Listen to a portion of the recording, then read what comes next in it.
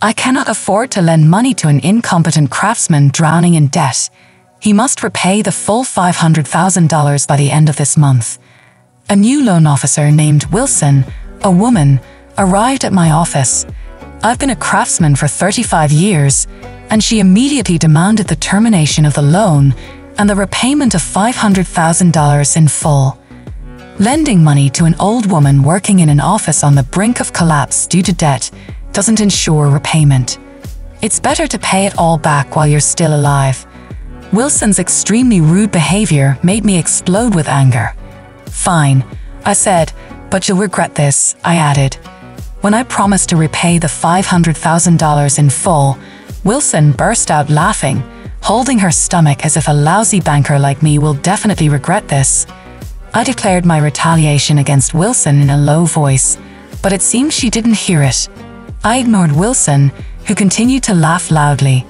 My name is Smith, and at the age of 60, I am still active as a gardener. I started working as a gardener 35 years ago at Smith Landscape Design, a company I now run as president. After graduating from high school, I joined the company that my dad was managing at the time. Becoming a skilled gardener takes many years as it requires artisan skills. I was first allowed to handle a job alone at the age of 25, and exactly 10 years ago, I took over as president when my dad, the previous president, was diagnosed with stomach cancer. Once, it was common for houses to have gardens, but with the changing times, the number of condominiums and apartments has increased, and the demand for gardeners has decreased. But neither my dad nor I have ever thought of quitting our jobs. Even today, a certain number of people live in houses with gardens. Many of them are elderly and find it difficult to tend to their gardens due to back pain and unsteady legs. Our business had declined temporarily, but as rival landscaping companies continue to close, we no longer lose customers to other companies. I want to continue developing the business as a landscaping company loved by the community. At 60, I'm older, but I'm still active and will continue to be. I'm determined to stabilize the business so that my children can confidently take over when I no longer can work. That was my resolution. Then one day, a banker named Brown appeared at the office of Smith Landscape Design, which I run. Brown has been our loan officer since the day when my dad was president. I'm sorry to say this on a personal note, but I've decided to retire. I am very grateful for all the support Smith has given me. My successor will be Wilson from our bank, Brown said politely, standing next to a woman who appeared to be in her 20s. A young female banker named Wilson greeted me briefly. Thank you. I eagerly anticipated the opportunity to collaborate with Wilson. However, when I greeted her, Wilson remained unresponsive. Our conversation transitioned into small talk with Brown, and I didn't exchange a single word with the new officer, Wilson. She was young, so perhaps she hadn't yet mastered the expected manners of the business world. Nevertheless, I couldn't shake the concern of entrusting our finances to someone like her. Shortly after the banker handling our account retired, Wilson paid a visit to my company's office. Hello, I'm Wilson from Trust Bank. My boss instructed me to visit customers, so here I am to greet you, she said. I was taken aback by Wilson's attitude, rendering me momentarily speechless. Was it customary to inform a client that you're visiting because your boss said so? Thank you for taking the time to come here, I managed to reply. The forced smile likely conveyed my underlying feelings. Wilson responded with an annoyed look. What's with that tone? Are you implying that I shouldn't have come? She retorted. No, it's not that. It's just unusual to hear someone so frankly state that they're visiting a client because their boss told them to, I replied, irritated by Wilson's presumptuous attitude. I was just stating the facts. Anyway, I'm busy. I don't have time to waste on meaningless things like this. She abruptly ended the conversation and left. In all my 60 years of life, I had never encountered someone so rude.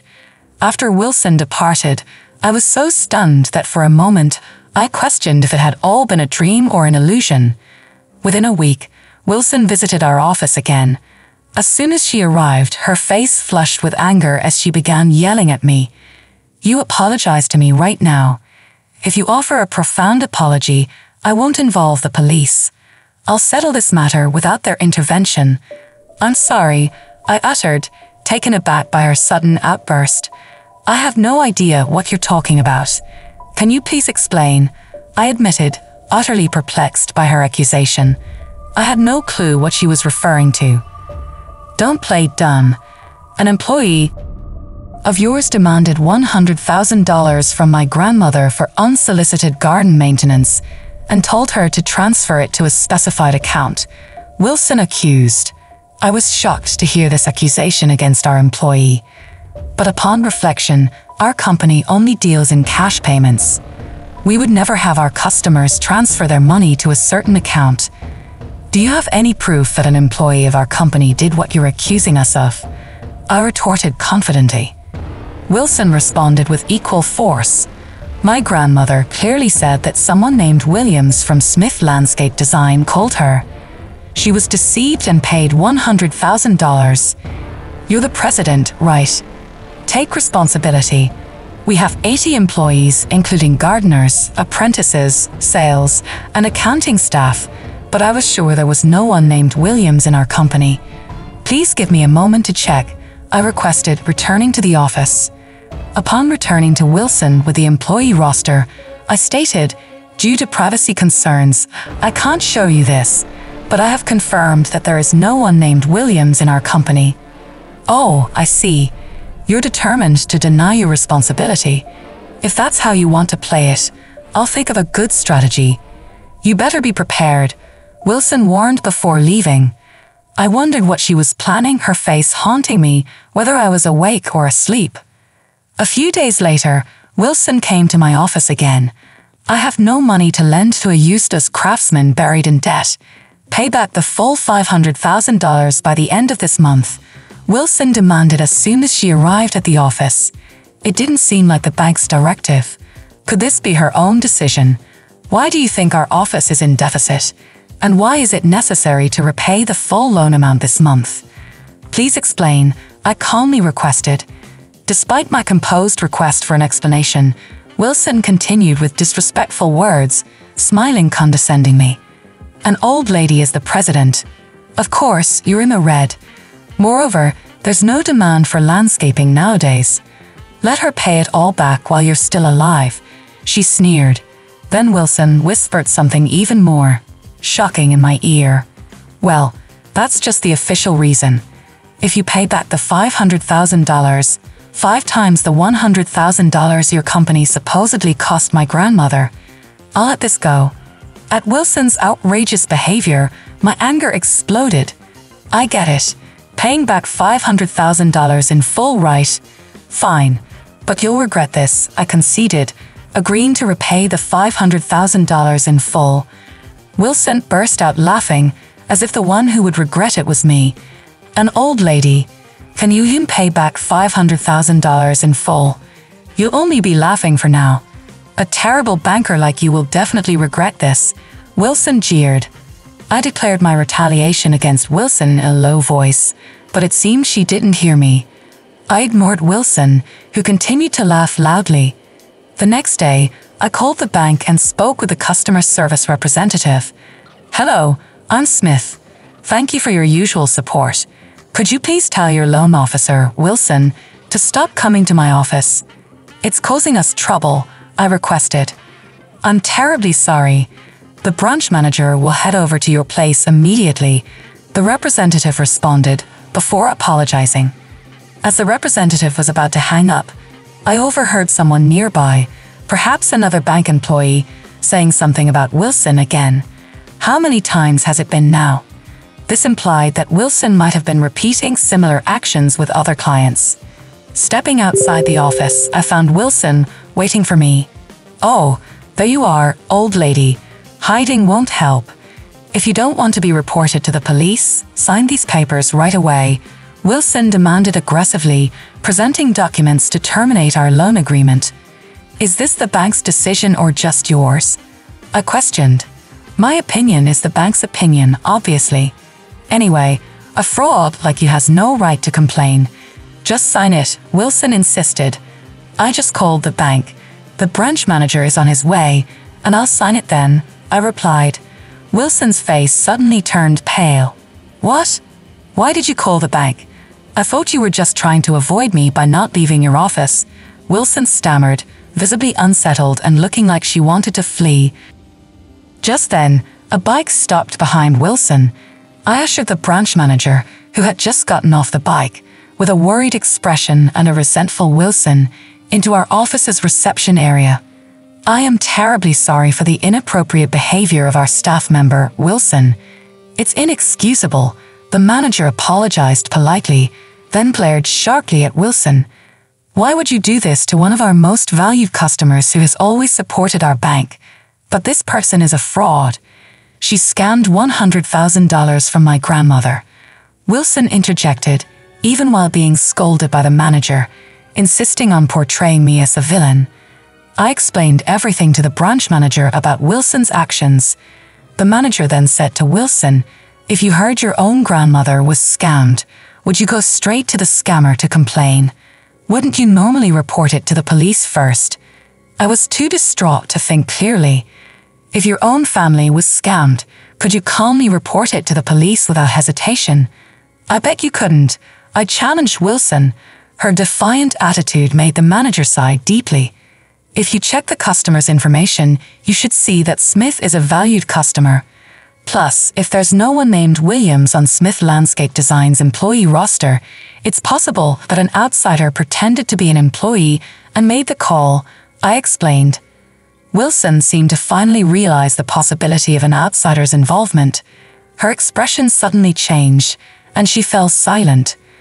We confirmed Wilson's grandmother's name and address, but there was no record of any landscaping request from her. Moreover, her grandmother lived in public housing. Unless the local government specifically requests our services, we would not perform any work there. In any case, shouldn't the first step be to report it to the police? I suggested. Wilson flinched at my words but ignored them, looking anxiously at the branch manager. It's unbelievable an outsider did this, but it's just a $500,000 loan termination. It's not a big deal, right?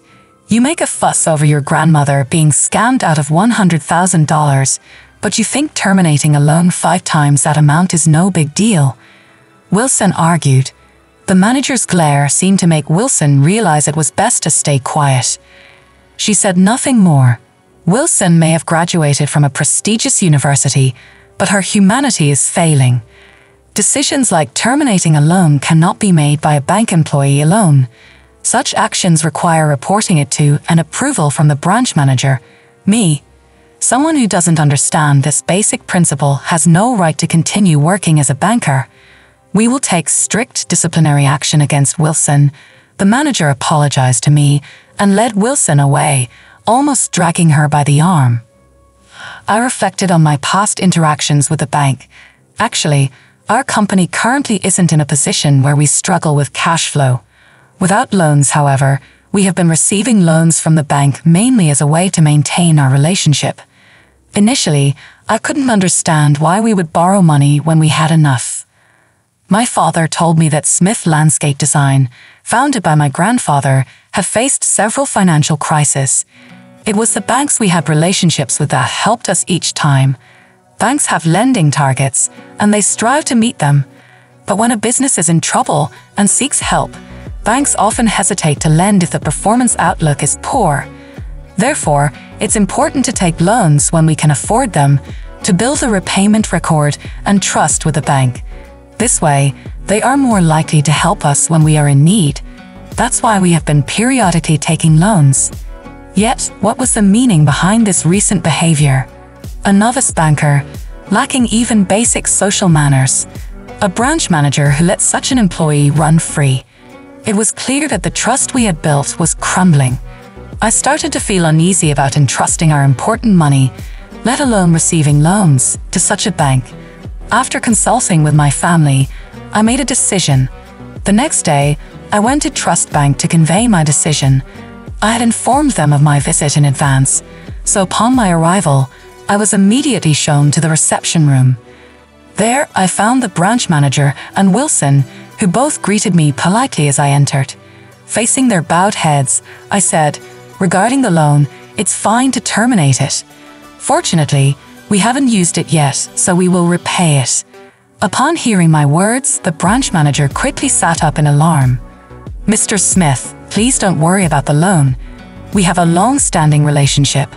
I hope we can continue working together," the manager almost pleaded. But my decision was firm. If I hadn't called the bank, what would have become of Wilson? She would still be coming to my office, hurling insults and rudeness, wouldn't she? I can't trust a bank that allows such employees to run rampant. "I'm sorry, but I have to end our relationship," I stated firmly. As I was pushing the branch manager away, the reception room door was abruptly opened. A bank employee rushed in, clearly in a panic. From their demeanor, I could tell something had happened. "Excuse me, I must leave," I said as the manager stood up to leave the reception room. A woman's loud voice could be heard. "When I visited your bank the other day, a banker named Wilson said to me, 'We don't lend money to the incompetent.' What kind of training do you give your bankers?" The manager turned back with a worried look. Seeing his reaction, I was convinced that I wasn't the only one affected. "This is," he began, but his gaze shifted from me to somewhere else. Following his line of sight, I saw Wilson biting her nails, mumbling to herself. The branch manager quickly approached Wilson. "You're fired as of today. Get out of here right now," he said, pointing to the door. It seemed unexpected, and Wilson, her face turning pale, stared intently at the branch manager before suddenly standing up. Then, with a fluid motion, she made a deep apology. "Please don't fire me. I beg you," she pleaded. But it felt hollow. It was fortunate for us that we didn't rely on the loan, but many businesses must have been seriously affected. Though Wilson didn't have the final say, the thought of businesses being troubled by someone like her was distressing. "Do you have any idea how many valued customers we've lost because of you? Your dismissal is the only option. Please give me another chance," the manager argued. "Enough. You're fired," he finally said. Their argument seemed endless. Realizing that watching any longer was a waste of time, I left. Standing up and drawing their attention, I decided to say one last thing to Wilson, who was pathetically clinging to the manager. "Wilson, remember you said I wouldn't regret it. This is the result. It's all your own doing," I stated firmly. At my words, Wilson collapsed in despair. Later, the branch manager came to inform me about Wilson's dismissal, pleading, "Please give us another chance." But of course, I refused. Wilson was wrong for her outrageous behavior towards customers, but the branch manager, who let it continue, was also responsible. It seemed other customers felt the same way. The customer exodus didn't stop, and eventually, the branch was closed, and the building was demolished. The site was turned into a park. About a half year later, I saw a woman who resembled Wilson, but she was so tanned it was hard to tell if it was really her. However, it was likely her. "You claim to be a former elite banker, but you can't even get this right," I thought, seeing her being scolded by a senior after her dismissal from the bank. She seemed to have become a traffic guard at a construction site, tanned and sweating, being yelled at over the radio. No one would guess that she once was a banker. Watching Wilson, I hoped that this tough job might bring a slight change of heart in her. Meanwhile, I took on the landscaping for the park that replaced the bank. Our business suddenly got busier. People seeing our Smith landscape design truck parked during work led to an increase in requests. We started getting requests for grass maintenance and shared areas of parks, condominiums, and apartments. Being used to maintaining gardens for detached houses, this was somewhat unfamiliar. But to continue thriving as a gardener and watching our business grow, adapting to the diverse needs of various clients might be essential. I wanted to keep contributing as a gardener and continue to watch our business grow. As I delved deeper into the landscaping project for the park, I found a renewed sense of purpose. Transforming the once sterile bank site into a vibrant green space filled me with pride. It was a testament to the resilience and adaptability of Smith Landscape Design. The park project also brought unexpected opportunities. Local communities took notice of our work, and soon we were approached for additional landscaping projects in public spaces. From small gardens in community centers to sprawling park developments, our expertise was in high demand.